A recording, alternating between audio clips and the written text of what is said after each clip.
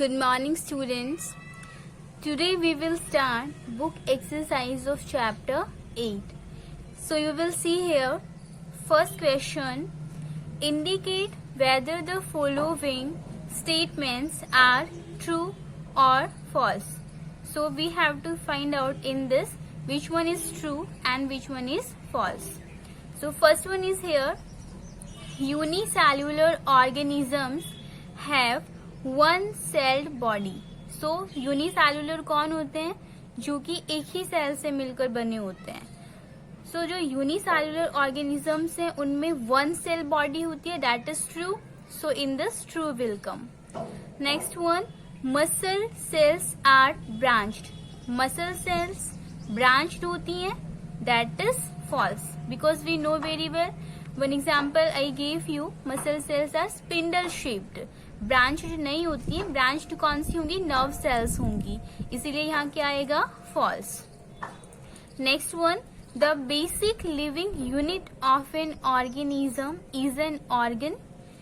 कोई भी living organism की जो बेसिक यूनिट है वो एक ऑर्गन होता है. That is not true because we know very well basic unit of all organism that is cell. Cell ही जो है ऑर्गेनिज्म की बेसिक यूनिट होती है, ऑर्गन नहीं होता है. That is false. Okay. Next one, amoeba has irregular shape. So amoeba की शेप कैसी होती है? इर्रेगुलर होती है. That is true. So firstly I told you this thing कि जो अमीबा है उसका कोई पर्टिकुलर शेप नहीं है, वो अपनी शेप को रेगुलरली चेंज करता रहता है. So that is true. Now next one you will see, make a sketch of the human nerve cell. What functions do nerve cells perform? So human nerve cell का sketch you have to make in this, and that one you firstly made in your notebook when I taught you. So once you may see again about the nerve cell figure, that is the figure of nerve cell. Okay, this one. So you have to make this one figure in this answer. So this sketch you will make in your notebook, and now we will see the functions of nerve cells. So you may see here, that is first one, the nerve cells take messages from sense organs and send to brain. So first function क्या है nerve cells का? कि जो nerve cells होती हैं वो messages को receive करती हैं फ्रॉम सेंस ऑर्गन्स. जो हमारी बॉडी में सेंस ऑर्गन्स हैं, आईज, नोज, टंग, स्किन, इन सब जो सेंस ऑर्गन्स हैं हमारे, इनसे वो मैसेजेस को रिसीव करती है एंड उसको कहाँ पे पहुंचा देती है? Send to brain. उसको हमारे ब्रेन तक पहुंचाती है. Second one, the nerve cells take messages from brain and send to body parts. दूसरा वर्क क्या है कि जो नर्व सेल्स होती हैं वो मैसेजेस को लेती हैं. कहाँ से ले रही हैं इस बार? From brain. फर्स्टली कहाँ से लिया गया था? From sense organs. Now it will take messages from brain and then after it will send to body parts. Okay.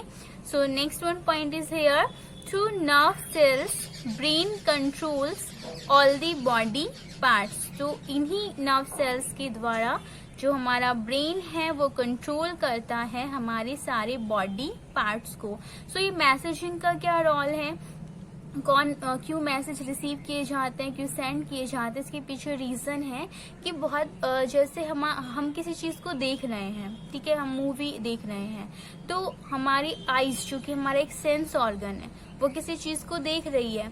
अब वहां से मैसेजेस कहाँ जा रहे हैं? हमारे ब्रेन को, और हमारा ब्रेन उस चीज को समझ रहा है कि अच्छा इसमें ये सीन चल रहा है, ये इसको मार रहा है, वो उसकी वाइफ है, वो उसका बच्चा है. ये सारी चीजें कौन समझ रहा है? हमारा ब्रेन समझ रहा है. तो ब्रेन को ये मैसेजेस कहाँ से जा रहे हैं?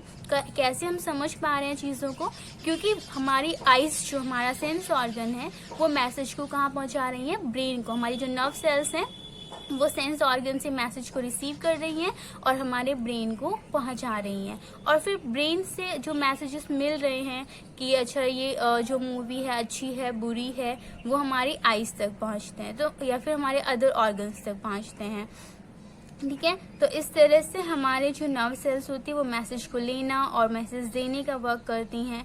और इसको आप ऐसे भी समझ सकते हो जैसे हमने किसी गर्म चीज को टच किया या फिर किसी शार्प चीज को टच किया, ठीक है, तो हमारा जो नर्व सेल्स है वो तुरंत वहां से उस सेंस ऑर्गन से मैसेज को ब्रेन तक पहुंचाती है और ब्रेन हमें तुरंत मैसेज भेजता है कि ये चीज़ गर्म है, ये चीज़ शार्प है, और हम वहां से तुरंत अपना हाथ हटा लेते हैं। तो ये जो रिएक्शन हमने एकदम अचानक से की, उसके लिए भी मैसेज हमें कहाँ से मिला? ब्रेन से मिला। ब्रेन ने ही ये चीज़ हमें बताई कि ये चीज़ हार्मफुल है और हमें हार्म पहुंचा सकती है, तो हमने तुरंत क्या किया? रिस्पॉन्स दिया। ठीक है, तो that is the functions of nerve cells. Okay, now next one, third you will see. Third one question is here about the cytoplasm and nucleus. So third one question is here, write short notes on the following: A, cytoplasm, and B, nucleus of cell. ठीक है, एक short note आपको right करना है। Third one question में short note आपको right करना है। सो फर्स्टली हमें साइटोप्लाज्म के लिए बताना है और न्यूक्लियस के लिए बताना है। So you will see about firstly cytoplasm. So that is, cytoplasm is the jelly-like substance. Cytoplasm क्या होता है? एक जेली जैसा सब्सटेंस होता है present between the cell membrane and the nucleus. तो मैं पहले बता चुकी हूँ कि साइटोप्लाज्म कहाँ प्रेजेंट होता है? हमारा जो सेल मेम्ब्रेन है और जो न्यूक्लियस है उसके बीच में ही साइटोप्लाज्म फिल होता है। So that I told you firstly कि अगर हम एक सेल का स्ट्रक्चर देखते हैं, that is the structure of cell. Okay, ये एक सेल का स्ट्रक्चर मैंने बनाया, तो आप देखोगे यहाँ पर कि ये हमारी सेल मेम्ब्रेन हो गई और ये हमारा न्यूक्लियस हो गया। सेल मेम्ब्रेन और न्यूक्लियस के बीच में जो भरा हुआ है, that is jelly like material, that is cytoplasm. Okay, तो ये साइटोप्लाज्म है। Next you will see various other components or organelles of cells are present in the cytoplasm. So बहुत सारे components या जिसको हम organelles कह सकते हैं वो कहाँ पर प्रेजेंट होती हैं? साइटोप्लाज्म में प्रेजेंट होती हैं। तो मैंने बताया था कि माइटोकॉन्ड्रिया हो गया, फिर जो हमारी गोल्जी बॉडीज हैं, वैक्यूल्स हैं, ये सब कहाँ पे प्रेजेंट होती हैं? साइटोप्लाज्म में प्रेजेंट होती हैं। तो जितने भी ऑर्गेनेलीज हैं वो कहाँ पर प्रेजेंट होंगे? साइटोप्लाज्म में प्रेजेंट होंगे। So example also given here, these are mitochondria, Golgi bodies, ribosomes, ये सब कहाँ पे प्रेजेंट होते हैं? साइटोप्लाज्म में प्रेजेंट होंगे। So that is about the cytoplasm. Now you will see about the nucleus of a cell. एक सेल का न्यूक्लियस हमें दिखना है। It is an important component of the living cell. तो न्यूक्लियस क्या होता है? एक इम्पोर्टेंट कंपोनेंट होता है कोई भी जो लिविंग सेल है। लिविंग सेल में न्यूक्लियस एक इम्पोर्टेंट कंपोनेंट है। क्यों है? क्योंकि जो हमारा न्यूक्लियस है उसको ब्रेन ऑफ द सेल कहा जाता है। तो ब्रेन जैसे हमारी बॉडी के सारी चीज़ों को कंट्रोल करता है, ऐसे ही सेल में जो न्यूक्लियस है वो सेल के सारे फंक्शंस को, सारी मूवमेंट्स को, उनको क्या करता है? कंट्रोल करता है। इसीलिए उसको ब्रेन ऑफ सेल कहा जाता है और वो बहुत इम्पोर्टेंट कॉम्पोनेंट है। It is generally spherical and located in the center of the cell. उसका शेप कैसा होता है? स्फेरिकल होता है। एंड वो कहाँ पर लोकेटेड होता है? जो हमारी सेल है, सेल के सेंटर में वो प्रेजेंट होता है। Next one, nucleus is supported from the cytoplasm, separated. Nucleus is separated from the cytoplasm by a membrane called the nuclear membrane. तो न्यूक्लियस जो है वो क्या होता है? साइटोप्लाज्म से अलग होता है एक मेम्ब्रेन के द्वारा, जिस मेम्ब्रेन को क्या कहा जाएगा? Nuclear membrane. So you may see in this figure again, that is nucleus. और ये न्यूक्लियस जो है साइटोप्लाज्म से किससे द्वारा सेपरेट हो रहा है? न्यूक्लियर मेम्ब्रेन के द्वारा। तो न्यूक्लियर मेम्ब्रेन जो है वो क्या करती है? न्यूक्लियस को साइटोप्लाज्म से सेपरेट करती है। Next one, nucleus contains thread like structures called chromosomes.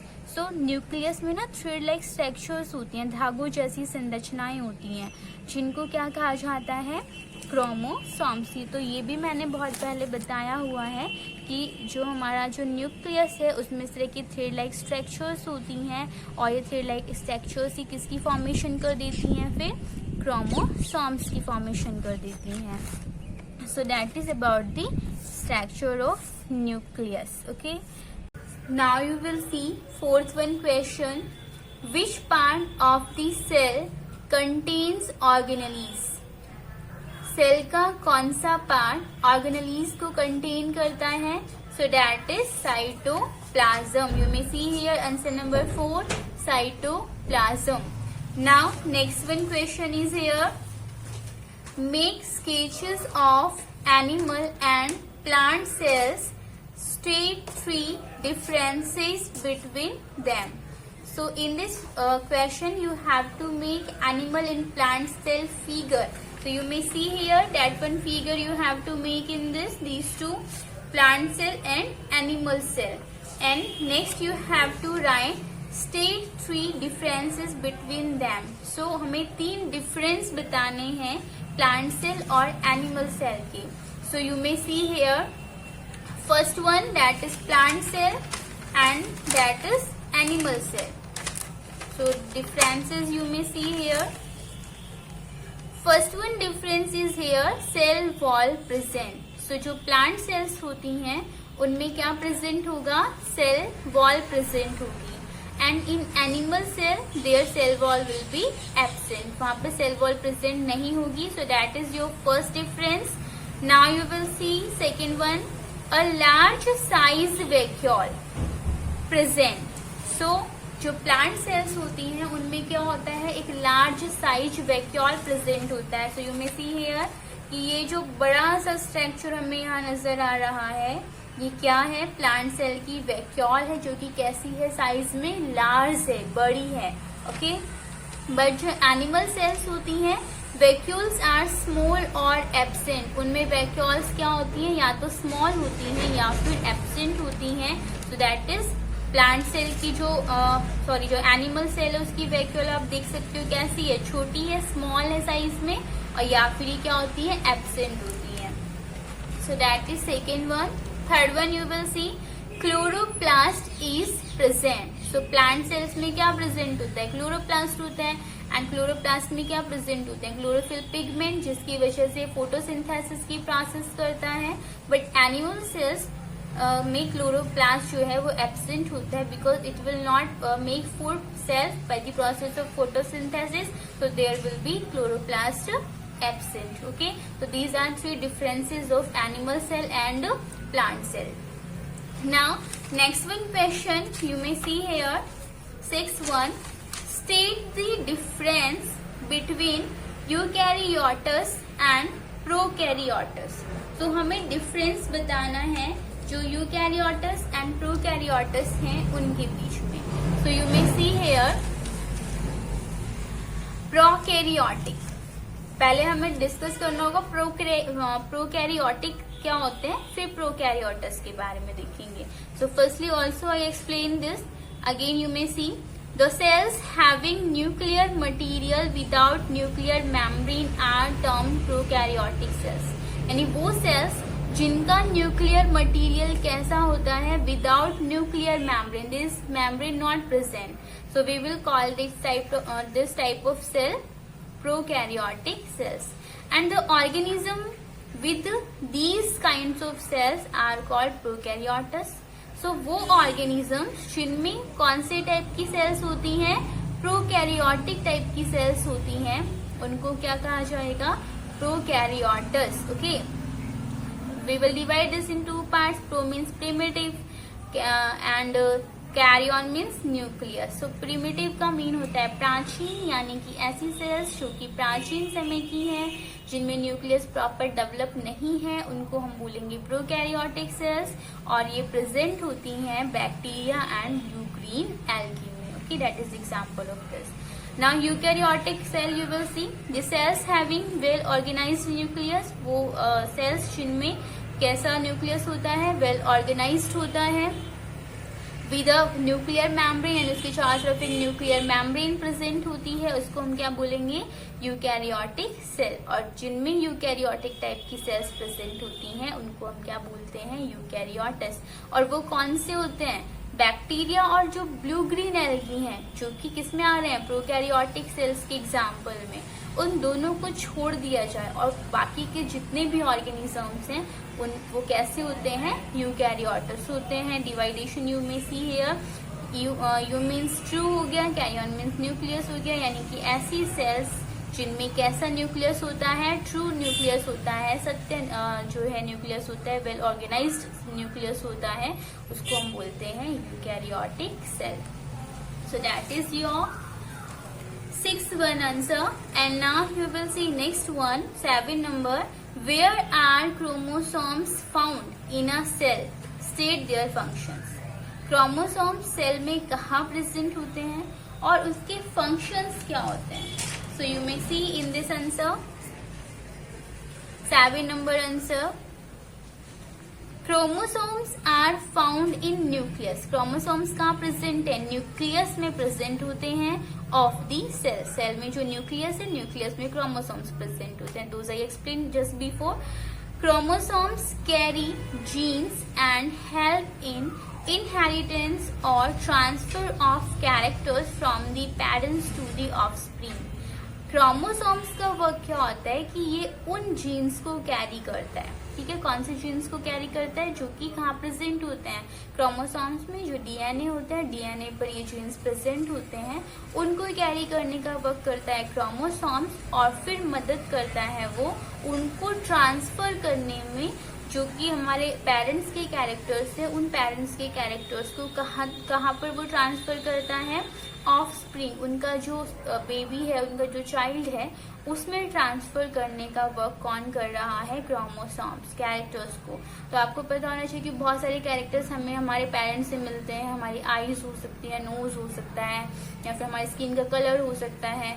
तो ये सारी चीजें जो कि हमें पेरेंट्स से मिलती है, वो पेरेंट्स से हमारे अंदर कैसे आई, बिकॉज ऑफ क्रोमोसोम्स। क्योंकि क्रोमोसोम्स में जो जीन्स होते हैं वही क्या करते हैं, इन कैरेक्टर्स को कैरी करते हैं, उनको हम तक पहुंचाने, या जो चाइल्ड है उस तक पहुंचाने का वर्क करते हैं। So that is function of chromosomes. Okay, now next one you will see, cells are the basic structural और यूनिट्स ऑफ लिविंग ऑर्गेनिजम्स। जो सेल्स हैं वो लिविंग ऑर्गेनिजम्स की बेसिक स्ट्रक्चरल यूनिट्स होती हैं। इसको हमें एक्सप्लेन करना है, कैसे होती हैं वो बेसिक स्ट्रक्चरल यूनिट। तो you may see answer of this. देखो, cells are structural unit as they form the structure of organism. क्यों होती हैं वो स्ट्रक्चरल यूनिट, क्योंकि वो एक ऑर्गेनिज्म की क्या बना रही होती हैं, स्ट्रक्चर बना रही होती हैं, ठीक है। इसीलिए हम उनको क्या बोलते हैं, स्ट्रक्चरल यूनिट बोलते हैं। सेल्स कंबाइन होती हैं, combine to form tissues. Combine होकर क्या बनाती हैं, टिश्यूज बनाती हैं, which further combine to form organs. अब ये जो टिश्यूज हैं वो फिर आगे कंबाइन होते हैं और फिर कंबाइन होकर क्या बना देते हैं, ऑर्गन्स बना देते हैं। फिर organs combine to form organic systems. अब जो ऑर्गन्स हैं वो कंबाइन होंगे और कंबाइन होकर के बना देंगे ऑर्गेनिक सिस्टम या ऑर्गन सिस्टम, वो डेवलप कर देंगे, which further combine to form organism. और वो आगे कंबाइन होकर के क्या बना देंगे, एक पूरा का पूरा ऑर्गेनिज्म। तो हो गया ना ऑर्गेनिज्म की फॉर्मेशन कैसे हुई। Firstly cells will combine, then after cells combining by they will make tissues. After tissues will combine, tissues will make organs, organs will combine, organs will make organic system, and then after this organic system will combine and then it will make a organism. So that is the formation of an organism. एक organism की formation हो गई, इसीलिए इसको क्या बोला जाता है, basic structural unit of all organisms, ठीक है। क्योंकि उसने क्या कर दिया, सभी ऑर्गेनिजम्स का जो स्ट्रक्चर था उसकी फॉर्मेशन कर दी, इसीलिए उसको क्या बोला जाता है, structure of structural unit of all organisms. Now next one you will see, explain why chloroplast are found only in plant cells. सिर्फ प्लांट सेल्स में क्लोरोप्लास्ट होता है, क्यों, इसको हमें एक्सप्लेन करना है। So you may see here, chloroplast are found only in plant cells. क्लोरोप्लास्ट कहाँ प्रेजेंट होते हैं? Only in plant cells, plant cells में ही प्रेजेंट होते हैं। Because they contain a green pigment, क्योंकि वो क्या कंटेन कर रहे हैं? एक ग्रीन पिगमेंट को कंटेन कर रहे हैं, कॉल्ड क्लोरोफिल, जिसको क्या कहा जाता है? क्लोरोफिल कहा जाता है। And this green pigment is important for photosynthesis in green plants. ठीक है, तो ये जो ग्रीन पिगमेंट, जो क्लोरोफिल कहाँ प्रेजेंट है? क्लोरोप्लास्ट में प्रेजेंट है। तो ये ग्रीन पिगमेंट जो है वो जरूरी है कौन सी प्रोसेस के लिए? फोटोसिंथेसिस के लिए जरूरी है। और वो क्यों जरूरी है? The chlorophyll pigment traps solar energy, की जो क्लोरोफिल पिगमेंट है वो क्या करता है? सोलर एनर्जी को ट्रैप करता है, सोलर एनर्जी को पकड़ता है, उसको ट्रैप करता है। And utilization it to manufacture food for the plant, and उसको यूटिलाइज करता है, उसकी मैन्युफैक्चरिंग की तरफ फूड की प्रोडक्शन करता है फूड का, इसके लिए? प्लांट्स के लिए। ठीक है, प्लांट्स के लिए फूड की प्रोडक्शन कौन कर रहा है? ये क्लोरोफिल पिगमेंट ही है, जो कि सनलाइट को ट्रैप करके और फूड फॉर्मेशन करता है। इसीलिए ये जो है क्लोरोप्लास्ट जो है प्लांट सेल्स में ही प्रेजेंट होता है और उसमें फोटोसिंथेसिस की प्रोसेस में हेल्प करता है। So all 9 questions completed here and 10th one is here. It is a crossword and you will do it self. Okay, if you feel any problem you may ask. Bye and take care.